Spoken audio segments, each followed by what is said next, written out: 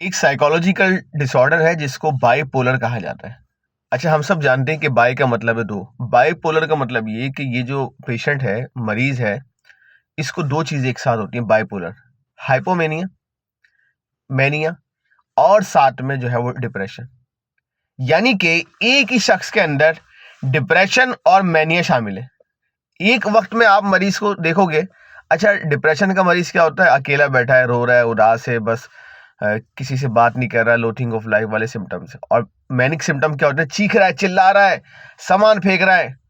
तो ये बेसिकली अलग अलग पेशेंट होते हैं। फॉर एग्जाम्पल, हमारे पास हिस्टीरिया का पेशेंट आता है, हम उसका वो करते हैं इलाज, और हमारे पास जब डिप्रेशन का आता है तो उसका इलाज होता है। लेकिन बाइपोलर एक ऐसा साइकोलॉजिकल डिसऑर्डर है कि जिसमें हाइपोमेनिया या मैनिया और साथ में डिप्रेशन एक साथ होता है। एक वक्त में वो शख्स बैठा हुआ रो रहा है, और अचानक आपने देखा कि वो हाइपर एक्टिव हो गया, चीख रहा है, चिल्ला रहा है, सामान फेंक रहा है, गालियां दे रहा है, बातें सुना रहा है, और फिर चुपचाप होके अकेले बैठ के रोना शुरू कर दिया। Depression plus mania is equal to bipolar disorder. अगर आपको ये है और इनिशियल सिम्टम्स है तो होम्योपैथिक में बहुत अच्छा इलाज है। इसकी कोई एज लिमिट नहीं है, ये बच्चे, बड़े, बूढ़े, किसी को भी हो सकता है। अगर आपको ये दोनों चीज़ें साथ है तो आप मुझसे राब्ता करें ताकि मैं बता सकूं कि इसकी होम्योपैथिक में इलाज क्या है और मेडिसिन क्या है।